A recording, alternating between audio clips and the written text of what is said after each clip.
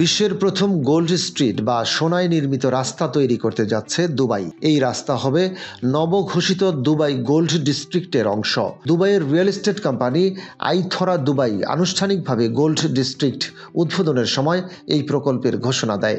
Gold ডিস্ট্রিক্টকে দুবাইয়ের নতুন home of gold হিসেবে গড়ে তোলা হচ্ছে।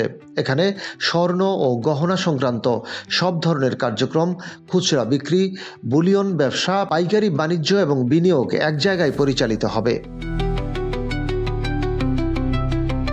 বর্তমানে এই এলাকায় 1000-এর বেশি দোকান রয়েছে, যেখানে স্বর্ণের পাশাপাশি সুগন্ধি, কসমেটিক্স ও লাইফস্টাইল পণ্যের ব্যবসাও চলছে। Jawhara jewellery, Malabar gold and diamonds, Al Romaizan ও তানিশকের মতো বড় ব্র্যান্ড ইতিমধ্যে সেখানে কার্যক্রম শুরু করেছে। এছাড়া জয়া লুক্কাস মধ্যপ্রাচ্যের সবচেয়ে বড় শোরুম হিসেবে 24,000 বর্গ ফুটের একটি ফ্ল্যাগশিপ স্টোর নির্মাণের ঘোষণা দিয়েছে।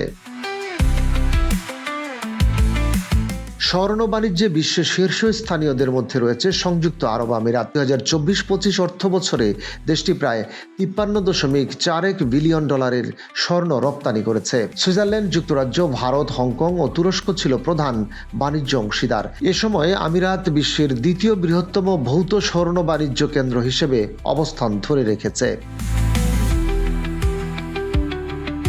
আইথরা দুবাইয়ের প্রধান নির্বাহী কর্মকর্তা ইসাম গালাদারি বলেন, গোল্ড ডিস্ট্রিক্ট ঐতিহ্য, বাণিজ্যিক পরিসর ও নতুন সম্ভাবনাকে একত্রিত করবে। অন্যদিকে Dubai department of economy and ট্যুরিজমের অধীন দুবাই ফেস্টিভ্যালস অ্যান্ড রিটেল এস্টাবলিশমেন্টের সিইও আহমেদ আল খাজা বলেন, স্বর্ণ দুবাইয়ের সাংস্কৃতিক ও বাণিজ্যিক পরিচয়ের অবিচ্ছেদ্য অংশ। নতুন এই উদ্যোগ সেই ঐতিহ্যকে আধুনিক সৃজনশীলতা ও টেকসই উন্নয়নের সঙ্গে যুক্ত করবে।